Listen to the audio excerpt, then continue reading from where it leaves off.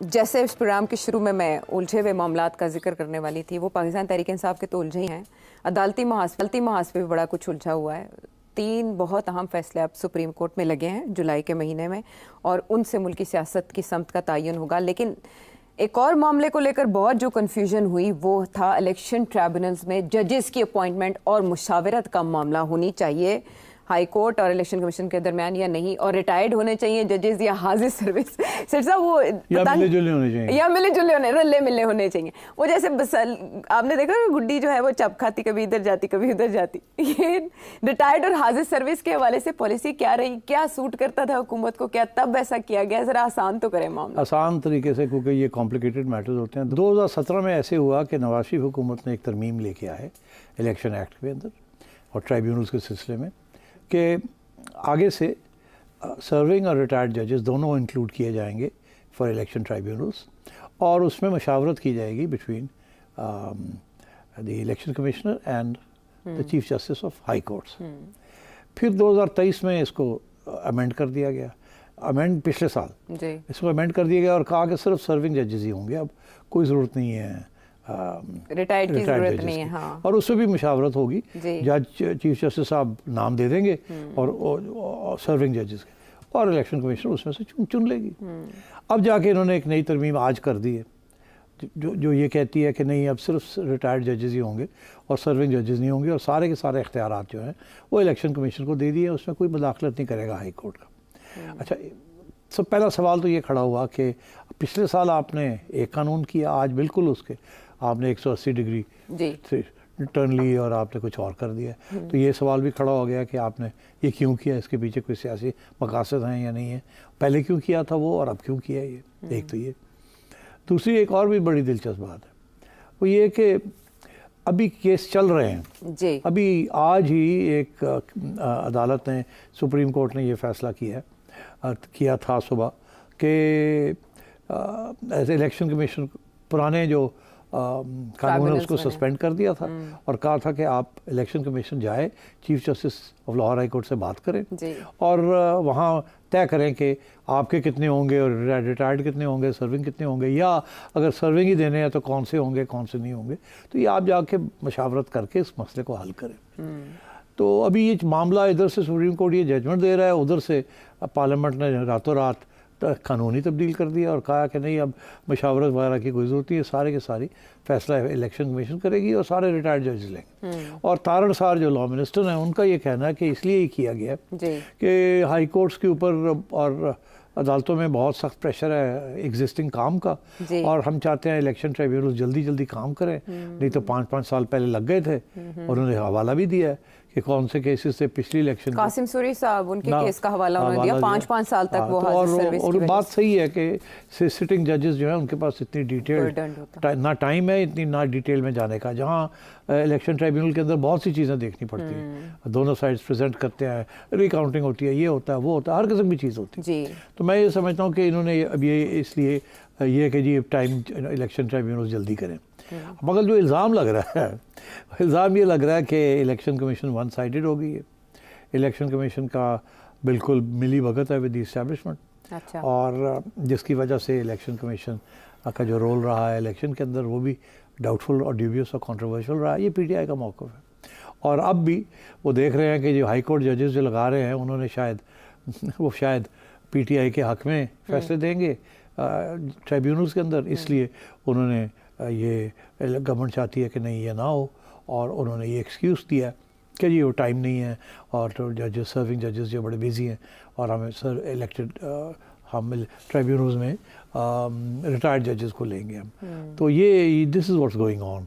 और इंटरेस्टिंग बात ये है कि सारे जुडिशरी भी अपने मौक़िफ़ चेंज कर रही है और गवर्नमेंट भी अपने मौक़िफ़ चेंज कर रही है और पीटीआई भी अपने मौक़िफ़ चेंज कर रही है, सब यू टर्न्स ले रहे हैं। और इसका सिर्फ एक ही इसका कंक्लूजन आप ड्रॉ कर सकते हैं कि everybody is playing politics, everybody is playing politics. There is the politics of the election commission, there is the politics of the PTI, all is happening. और इससे ज़्यादा बुरी बात नहीं हो सकती, इससे ज़्यादा इंस्टेबिलिटी आप क्रिएट नहीं कर सकते जब रियासत के अदारे जो हैं और सियासी जमातें जो हैं और गवर्नमेंट्स जो है इस तरीके से और जजेस जो है इस तरीके से बिहेव करें। तो मैं कहता आ रहा हूँ कि क्लैश की तरफ जा रहा है, कॉन्फ्रंटेशन की तरफ जा रहा है, कहीं ना कहीं आके कोई गड़बड़ होगी। अच्छा, लेकिन गड़बड़ को कोई तो रोकेगा। अब जैसे सिर साहब इलेक्शन को, ये फरवरी में इलेक्शन हुए और तकरीबन पाँच माह हो चुके हैं, और हमारा जो लॉ है वो ये कहता है कि आपने 6 माह के अंदर अंदर ट्राइब्यूनल्स बना के फैसले करने हैं, क्योंकि इलेक्शन को फिर बहुत वक्त गुजर जाएगा तो फिर बेमानी हो जाएगा ये सारा प्रोसेस। सुप्रीम कोर्ट ने जो ट्राइब्यूनल्स तश्कील का मामला था, इसमें लाहौर हाई कोर्ट का फैसला और इलेक्शन कमीशन का नोटिफिकेशन दोनों ही मुअत्तल कर दिए। फिर शाम को ये जिस बिल का, जिस कानून का आप हवाला देते हैं सेनेट से, वो पास हो गया। प्रिवेल क्या करेगा? जाहिर है बिल प्रिवेल करेगा ना। अच्छा। मगर जैसे आज सुना मैंने, सलमान अकरम राजा ने कहा हम इसको चैलेंज करेंगे। आप देखिए, सुबह जब मैं अखबार खोलता हूँ ना, और 4 अखबारें खोलता हूँ मैं, अच्छा, सवाए जजेस, जुडिशरी, अदालतें, पिटिशंस, चैलेंजेस, इसके अलावा कोई खबर कोई नहीं। हर चीज़ जो हुकूमत करती है उसको चैलेंज किया जाता है। हर फैसला जो जुडिश को चैलेंज किया जा रहा है, या एक साइड कर रही है या दूसरी साइड कर रही है। ऐसे लगता है कि सारी की सारी आपकी पार्लियामेंट और आपकी जो सियासत है आउटसाइड पार्लियामेंट है, इनसाइड पार्लियामेंट, वो पार्लियामेंट में नहीं है, वो बाहर आके अदालतों में घूम रही है। हालांकि हमें ये कहा गया था कि पार्लियामेंट के अंदर जो फैसले होते हैं they are final, that is the law. और उसको चैलेंज पुराने ज़माने में बहुत कम चैलेंज होता था। ऑर्डिनेंस को भी चैलेंज नहीं किया जाता था, बिकॉज पता होता था कि ऑर्डिनेंस जो है वो उस वक्त की लाया जाता है जब पार्लियामेंट सेशन में ना हो। जी। अब तो ये शुरू हो गया कि पार्लियामेंट अगर सेशन में भी है तो एक दिन इंतजार करते हैं कि वो छुट्टी हो पार्लियामेंट की, उसी दिन ऑर्डिनेंस ले आते हैं। तो मतलब है कि आइन की तो धज्जियां उड़ाई जा रही है, मोम की नाक बना के इधर मोड़ लिया उधर और मोड़ लिया। मैं बताऊं आपको, सारे मुलव्वस है इसमें। जी। हुकूमत भी मुलव्वस है, एस्टैब्लिशमेंट भी मुलव्वस है, पीटीआई भी मुलव्वस है, और they're all taking sides. I'm sorry to say this. तो इसमें अब ये लाहौर हाई कोर्ट का मामला सुप्रीम कोर्ट गया था, जो इलेक्शन कमीशन लेकर गया था। अब लाहौर हाई कोर्ट में हुई है एक नई तकर्री, खातून चीफ जस्टिस आई हैं। इस तकर्री के बारे में भी सवाल, हाँ, वो इसलिए क्योंकि बाईपास किया 2 सीनियर जजेस को, और ये नंबर 3 पे थी, इनको ले आए हैं। मगर फैसला तो ये जुडिशल कमीशन करती है ना। तो उन्होंने ये फैसला किया कि पहले 2 जो जजेस थे they are not competent enough, इसलिए उनको बाईपास किया गया। और ये भी कहना है कि इस पर इत्तफाक था कि इनको बनाया जाए चीफ जस्टिस। और उन पे जो इल्ज़ामात लग रहे हैं कि वो किसी एक पार्टी के जैसे नहीं, मेरा ख्याल है वो को 15 साल पुरानी कोई तस्वीर निकाल के, जिसमें ये शायद किसी मजलिस में बैठी हुई है किसी नून लीग लोगों के साथ, तो वो निकाल के वो प्रोपेगेंडा पीटीआई कर रही है। मगर मैं नहीं समझता ऐसी कोई बात है। I think she is a fair and independent and good जज। कोई ऐसी बात नहीं है। मैं समझता हूँ अच्छी बात है। पहली सुप्रीम कोर्ट, हाई कोर्ट की जज एक खातून है। मैं समझता हूँ और भी होनी चाहिए। बिल्कुल। अब मोहतरमा के दौर में भी ऐसी तकरीरें हुई थी जो सिग्निफिकेंट हैं। मगर 2 और केसेस चल रहे हैं ना। आपने 3 का जिक्र किया था, हमने तो सिर्फ इलेक्शन ट्राइब्यूनल डिस्कस किया। अभी 2 एक और केस भी तो है। अगर 2 मिनट दें जल्दी से मैं डिस्कस कर। मेरे ख्याल है 1 मिनट ले लें आप, कर सकते हैं। ऐसे है कि वो दूसरा केस है, वो सीट्स का है ना। जी, मखसूस नशिस्तों वाला मामला, वो बहुत खतरनाक केस है।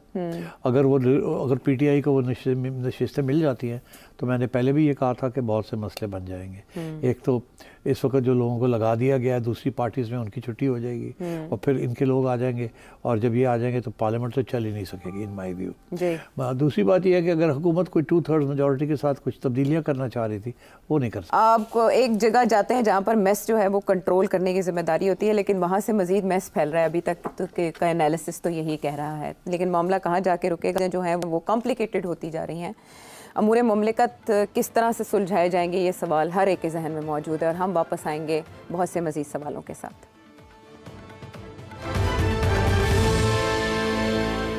और अब सिलसिला आपके सवालों का। मोहम्मद जुबैर साहब लाहौर से क्या जानना चाह रहे हैं? ये जो मौजूदा बजट आया है, ये मेरे हिसाब से तो अवाम का कत्ल है। इस पे आप क्या अपनी राय का इजहार करना चाहेंगे? देखिए, आपको अभी नज़र आ रहा है कि अवाम का कत्ल है। एक्चुअली अवाम का कत्ल तो शुरू हो गया था पिछले साल, जबकि एक पीडीएम की गवर्नमेंट आई थी और उन्होंने ये फ़ैसला किया था कि आईएमएफ का प्रोग्राम चलाना है। उस वक़्त उसके ऊपर झगड़े भी हुए, क्योंकि मिफ्ता इस्माइल साहब कह रहे थे कि आईएमएफ का प्रोग्राम करना है, और इसाक डार साहब कह रहे थे कोई ज़रूरत नहीं है, हम आंखें दिखाएंगे और हम आवाम के लिए कोई मुश्किलात नहीं पैदा होने देंगे। मगर जब ये फाइनली ये फैसले हुए तो फिर वहीं से शुरू हो गया था आईएमएफ प्रोग्राम। पेट्रोल की कीमतें बढ़नी शुरू हो गई, and so on and so fourth. तो वो तो एक सिलसिला चल रहा है और आगे भी चलेगा। तो पहली बात तो ये है कि, और दूसरी बात ये है कि जब इन्होंने ये फैसला किया था इस हुकूमत पी नून लीग वालों ने कि इन्होंने एक इंटरिम गवर्नमेंट बनानी है और उस पर IMF का प्रोग्राम चलाना है, तो उसी वक्त ये नज़र आना शुरू हो गया था कि नून लीग की एज पार्टी फारग हो जाएगी अगर उन्होंने ये सब कुछ किया आवाम के ख़िलाफ़। तो जब इलेक्शन आएंगे तो ये उड़ जाएंगे, और वही हुआ।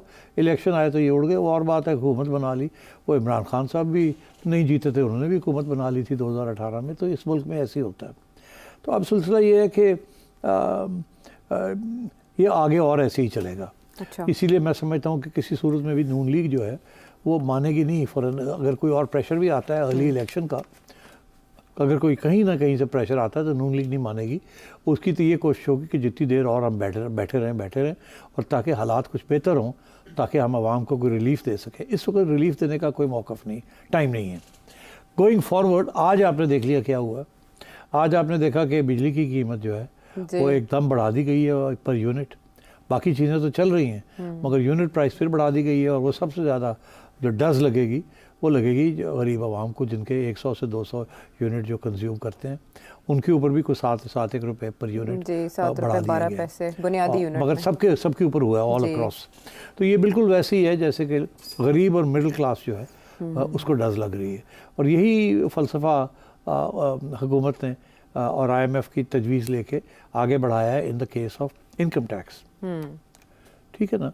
वो भी हमने काफ़ी दफ़ा कहा है कि सैलरीड क्लास जो है, जो मिडिल इनकम ग्रुप्स हैं, उनके ऊपर काफ़ी बोझ पड़ गया। उनकी रियल जो इनकम उनको मिलती है वो कम हो जाएगी अब पहले से। तो अगर कोई तनख्वाहें बढ़ती भी हैं तो उनको कोई फ़ायदा नहीं होगा, बिकॉज एक तरफ जनरल इन्फ्लेशन चल रही होगी GST की वजह से। हर चीज़ जो है 10 से 18% महंगी हो जाएगी। और दूसरी चीज़ ये है कि जो टैक्स ब्रैकेट्स बढ़ा दिए कि जी पहले आप इतने % टैक्स देते थे,